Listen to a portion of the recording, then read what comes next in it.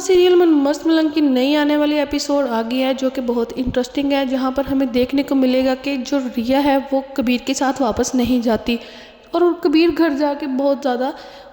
اداس ہوتا ہے اور وہ اپنی ماں کو کہتا ہے کہ وہ کبھی بھی واپس نہیں آئے گی، اور وہیں پر شادی میں آئے سارے رشتہ دار اور مہمان یہ باتیں بنا رہے ہوتے ہیں کہ ریا اس کو چھوڑ کر کیوں گئی ہے، کہیں لڑکے میں ہی تو کوئی خرابی نہیں۔ وہیں پر کبیر کی ماسی کہتی ہے کہ نہیں، لڑکے میں کوئی خرابی نہیں، انہوں نے اپنی دشمنی کا بدلہ لیا ہے اور وہ بہت دیر سے اس دن کا انتظار کر رہے تھے اور انہیں آج یہ موقع ملا ہے اور انہوں نے یہ سب کیا ہے۔ میں نے مہبینہ تمہیں پہلے ہی کہا تھا کہ دشمنوں کی طرف رشتہ جوڑنے کی کوئی ضرورت نہیں۔ وہیں پر ہمیں دیکھنے کو ملے گا کہ کبیر بہت زیادہ ٹینشن میں آ جاتا ہے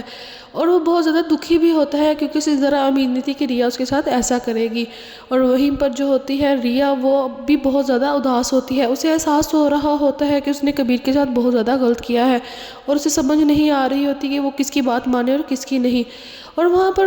ریا کی دوست آ جاتی ہے کشف، جو اسے سمجھانے کی کوشش کرتی ہے کہ تمہاری بہن تمہارے ساتھ کھیل رہی ہے، کبیر تم سے سچی محبت کرتا ہے اور وہ تمہیں چھوڑنا نہیں چاہتا، اور لیکن اس کی بہن جو اسما اور اس کا بھائی سکندر ہوتا ہے وہ کشف کو گھر سے باہر نکال دیتے ہیں اور کہتے ہیں کہ یہ سب تمہیں پھنسانے کی کوشش کر رہے ہیں۔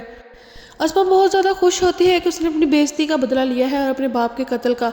اور وہیں پر وہ اب واجد سے ملنے درگاہ پر جائے گی اور اسے یہ سب بتائے گی، لیکن کشف کبیر کو جا کے پہلے ہی بتا چکی ہوتی ہے کہ اسما کسی کے کہنے پر یہ سب کچھ کر رہی ہے، اور کبیر اسما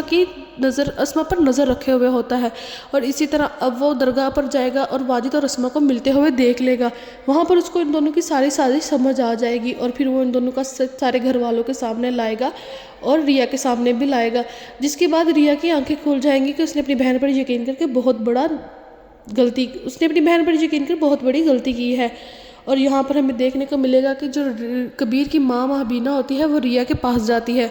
اور اسے کہتی ہے کہ میرا بیٹا تمہیں بہت جلد طلاق دے دے گا، جیسے تمہاری بہن ساری زندگی طلاق کا لیبل لے کے بیٹھی رہی وہ تم بھی اب ایسے ادھر ہی بیٹھنا، اور دوسری طرف وہ کبیر سے کہتی ہے کہ تم ریا کو طلاق دو اور اسے چلتا بنو کیونکہ وہ بھی یہی چاہتی ہے، لیکن کبیر کہتا ہے کہ جو مرضی ہو جائے میں ریا کو طلاق نہیں دوں گا۔